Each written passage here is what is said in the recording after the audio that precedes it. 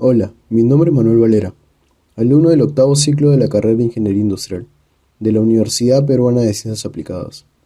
Mediante el siguiente video, explicaré los fundamentos y pasos a realizar del método de la cadena crítica.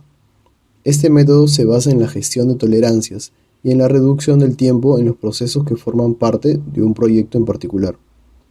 Por un lado, el método de la cadena crítica se fundamenta en las tolerancias de tareas.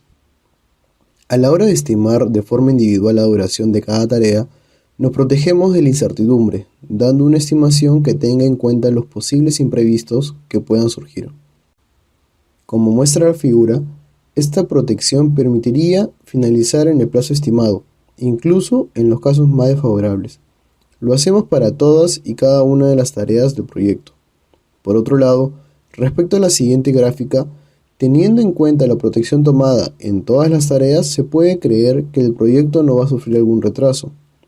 Notar que el colchón de seguridad asignado a cada tarea puede ser normalmente el doble de lo que sería la duración media de la tarea.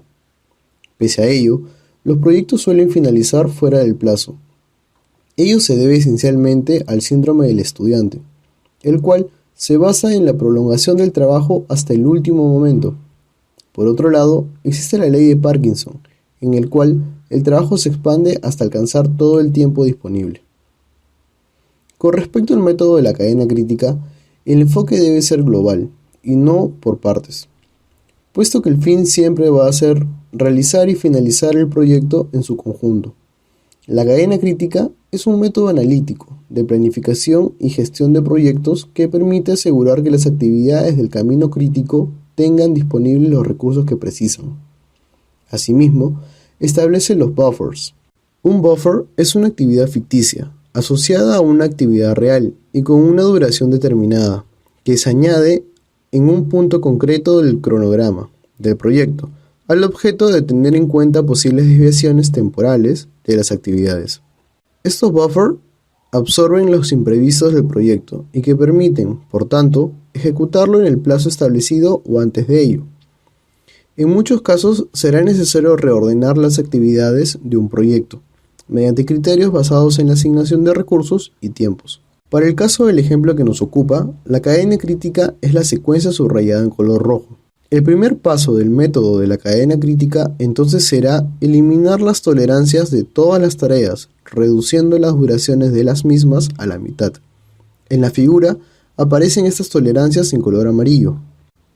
Posteriormente, con el fin de proteger el proyecto de forma global, es decir, reforzar el eslabón más débil y no todos los eslabones de forma indiscriminada, nos centraremos en las tolerancias de las tareas del camino crítico, como muestra la figura. El propósito es desplazar esta tolerancia al final del proyecto, tal y como evidenciamos en la figura. Para el tercer paso, evidenciamos que la suma de las tolerancias de las tareas de la cadena crítica es de 19 días, pero los hechos estadísticos muestran que la varianza de la suma de variables aleatorias es la raíz cuadrada de la suma de los cuadrados de las varianzas, es decir, es menor que la suma ordinaria. Para el caso de nuestro ejemplo, tras un redondeo al alza, las tolerancias sumarían en realidad 11 días. A esta tolerancia global del proyecto se le llama amortiguador de proyecto, el cual lo observamos de color amarillo.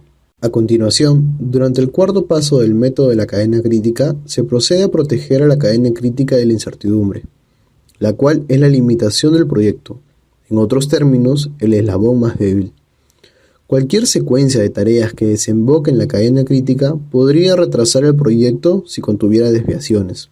Para evitarlo, introducimos nuevos amortiguadores entre el final de cada una de estas secuencias y la tarea de la cadena crítica sobre la que desembocan, tal cual muestra la figura. Asimismo, el tiempo para estos amortiguadores los obtenemos de las tolerancias de las respectivas tareas de la secuencia en cuestión. Para ello, hay que tener en cuenta que las varianzas no contribuyen de la misma manera si las tareas están en paralelo o secuencialmente. La secuencia no crítica, BD, incide en la cadena crítica a través de G. Si se redondea a la baja, la tolerancia de la secuencia es de 5 días. La tarea E incide en la cadena crítica a través de F. Su tolerancia es de 4 días. Notar que este último paso ha añadido 2 días al proyecto, uno por cada amortiguador de alimentación introducido, y que aparentemente hay holguras en la cadena crítica.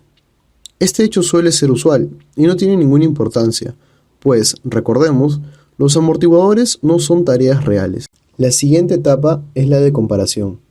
En la figura se representa el plan del proyecto original en barras en trazo continuo y el efecto mediante el método de la cadena crítica, en barras en trazo discontinuo. El plazo comprometido con el cliente, utilizando cadena crítica, es de 32 días, 6 menos que en el caso original. Aunque, sin tener en cuenta el amortiguador de proyecto, el plazo sería de 21 días. En el caso de consumir todo el amortiguador de proyecto, este se entregaría según el plazo previsto, mientras que en casos más favorables se entregaría antes del plazo, lo cual representaría un 34% de adelanto en caso de no llegar a consumir el amortiguador.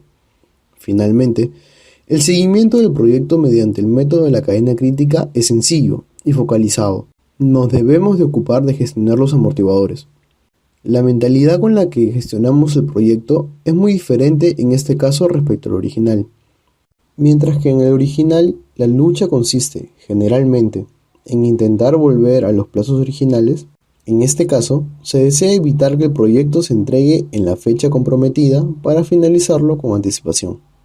En el siguiente gráfico evidenciamos el comportamiento que suelen poseer los amortiguadores respecto al porcentaje de avance de la cadena crítica durante todo el proyecto en cuestión. La relación que poseen es inversamente proporcional, puesto que al ir avanzando el porcentaje del proyecto, el porcentaje de los amortiguadores va a ir disminuyendo. Pues a inicios de todo proyecto la incertidumbre y la variabilidad suele ser mayor. Sin embargo, a medida que se va ejecutando, esta incertidumbre tiende a disminuir. Tras lo expuesto en este video, podemos evidenciar que el método de la cadena crítica posee ventajas a comparación de los métodos tradicionales. Por ejemplo, existen menos variaciones y reinicios a lo largo de la ejecución del proyecto. Además, los recursos son motivados a terminar antes de lo planeado. Asimismo, no hay contención de recursos ni retrasos importantes en el arranque de las actividades. Finalmente, y para concluir, las fluctuaciones positivas y negativas que puedan presentarse durante el proyecto en particular se pueden llegar a neutralizar.